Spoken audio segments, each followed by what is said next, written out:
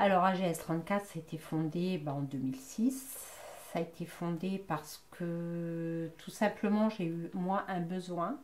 Je me suis retrouvée paralysée et là en fait ma petite histoire finalement c'est ce qui a véhiculé mon souhait de développer en fait cette entreprise. Et, et je me suis retrouvée 6 mois paralysée, voilà. Donc personne à la maison, je suis pas du style à avoir été habituée à avoir quelqu'un chez moi. Et là, je savais que le gouvernement développait une défiscalisation, donc je me suis dit bon, ça peut être pas mal, voilà. Sauf que arrivé dans le sud, le travail au black était quand même très très développé, voilà. Et là, les gens m'ont dit textuo, le ménage n'étant pas une profession, en fait, tu vas te casser le nez. Donc, je me suis dit, c'est pas grave, hein. Je veux quand même tenter. Hein. Qui ne tente rien n'a rien. Donc, voilà, j'ai tenté.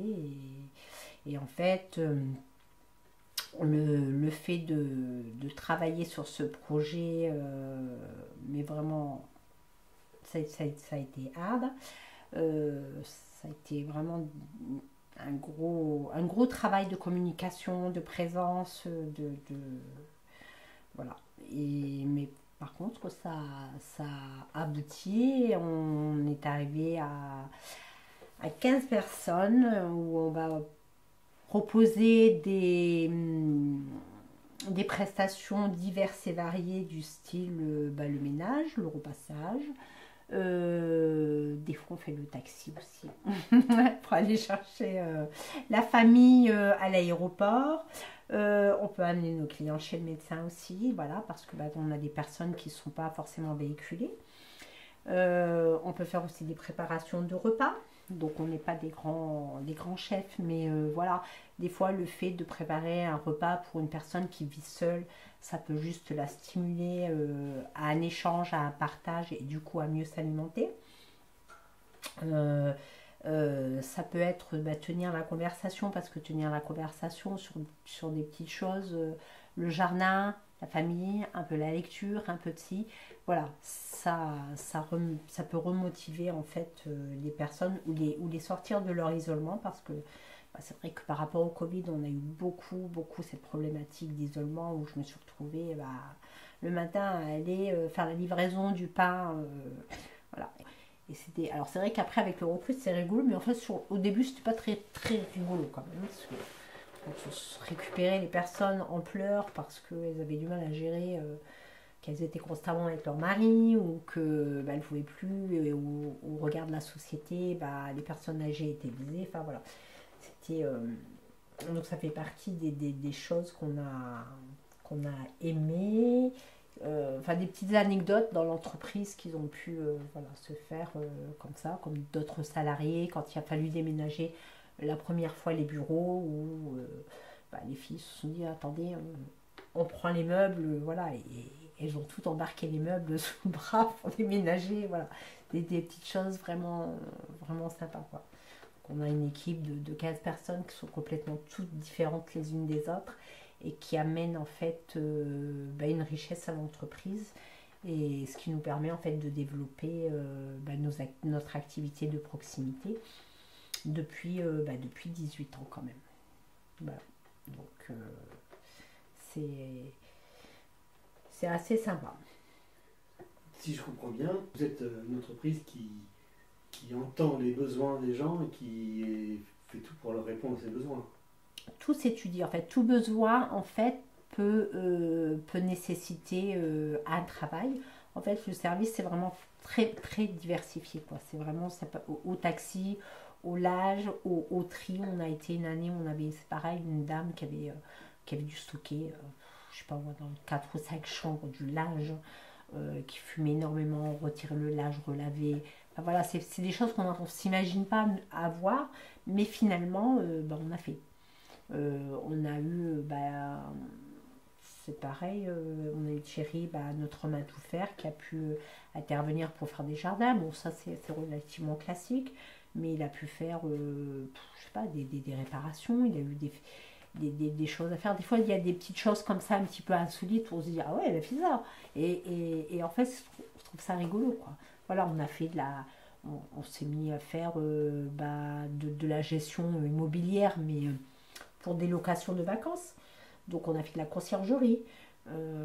Voilà, on s'occupe des maisons quand les gens ne sont pas là. Et en fait, quand ils viennent, voilà, on ouvre la maison, on a sorti les tables, les chaises, les parasols. Ils n'ont plus qu'à sauter dans la piscine parce que nous on s'occupait de l'entretien piscine. Voilà, voilà, c'est des choses. Mais on ne peut pas l'étaler sur papier parce que c'est trop. Voilà. Mais on va le faire avec des clients avec qui ils sont chez nous depuis longtemps. Voilà. Où je sais que c'est compliqué de faire rentrer quelqu'un chez soi, même pour être aidé. D'autant plus quand on est jeune, parce que quand on est jeune, on se dit, attendez, ça c'est des services pour quand on est vieux. Sauf que on est vieux, mais quand on est vieux, en fait, le problème c'est qu'on ne le voit pas. On le voit, mais tous, on est tous comme ça, on est tous jeunes, mais non. La jeunesse n'est qu'à 20 ans. On prend de l'âge dès qu'on a passé les 20 ans. Donc, c'est la problématique, quoi. Donc je pense que dans les générations, plus on prendra l'habitude d'être épaulé pour certaines tâches, et du coup on va plus culpabiliser, alors que maintenant on culpabilise encore un peu, alors qu'on oublie que on crée de l'emploi et c'est pas rien du tout, surtout par les temps qui courent, et d'en valoriser en fait le travail. Ça c'est hyper important. Et d'autant plus de montrer que comme c'est un travail, qu'on va demander des performances et une diversité en fait. Et c'est vraiment là où moi j'aimerais que ce métier soit beaucoup plus reconnu et valorisé et rémunéré, parce que là c'est toujours un peu compliqué. Mais le fait d'être polyvalent, c'est un peu comme des services pour alors, je sais plus comment ça s'appelle, mais soit tu bosses sur les bateaux et tu fais de la conciergerie, tu vas travailler, tu vas aller exaucer les moindres désirs en fait de tes clients. Donc il faut que tu aies des compétences sur comment tu dois faire si tu dois aller louer une voiture, une Porsche, ou si tu veux aller, s'il lui faut des valises à roulettes ou machin, ou s'il a envie de manger le caviar. Voilà, c'est un peu cette diversité-là, mais dans le service. Alors justement, tes collaborateurs, tu les recrutes comment et est-ce qu'ils ont, j'imagine, des compétences de base sur lesquelles tu les recrutes, et qu'est-ce que tu leur apportes comme plus-value toi en tant que patronne? Ça dépend. Soit je recrute parce que elles ont une polyvalence déjà à l'origine sur leur CV, ou il n'y a pas de choses, il n'y a pas de critères spécifiques. Après, c'est par rapport à l'être humain. Si la personne est motivée d'un changement de vie professionnelle, ou est en reconnaissance de travailler en équipe, ou de découvrir un nouveau métier. Parce que c'est vrai que les jeunes, quand ils arrivent, c'est souvent parce que voilà, il leur faut un boulot, et que elles se trouvent pas, et voilà.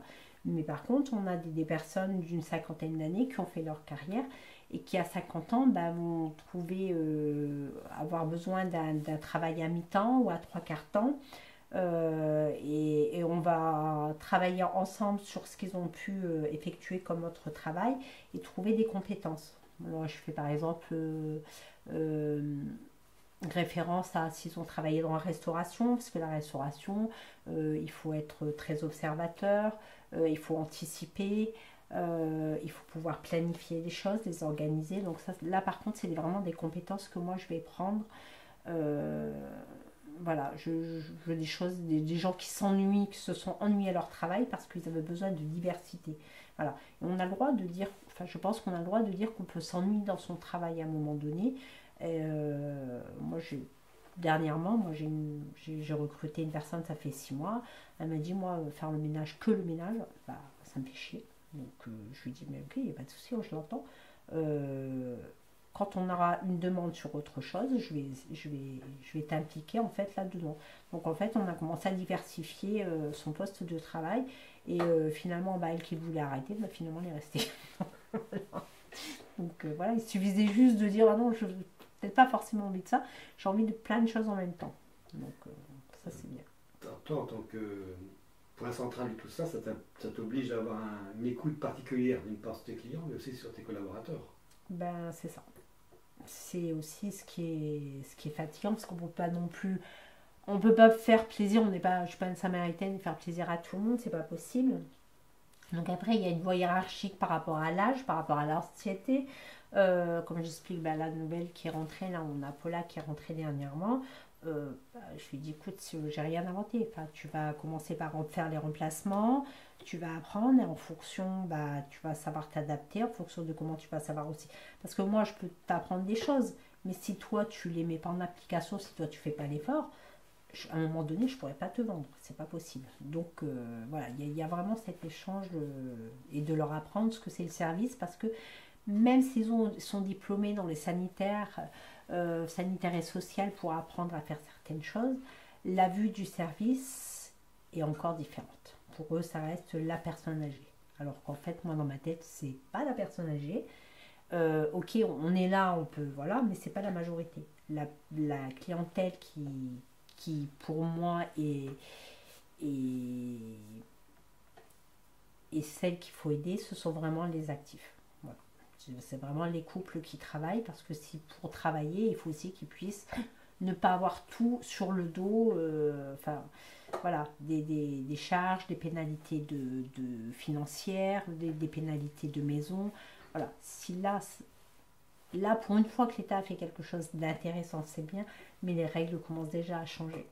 La création de ton entreprise qui va fêter ses 18 ans, est-ce que tu as dû lui sacrifier certaines choses? Et oui, forcément. Du temps, mes passions pour d'autres choses, mes envies de développement sur d'autres choses. J'ai dû sacrifier des choses pour pouvoir avoir la jouissance de mon entreprise.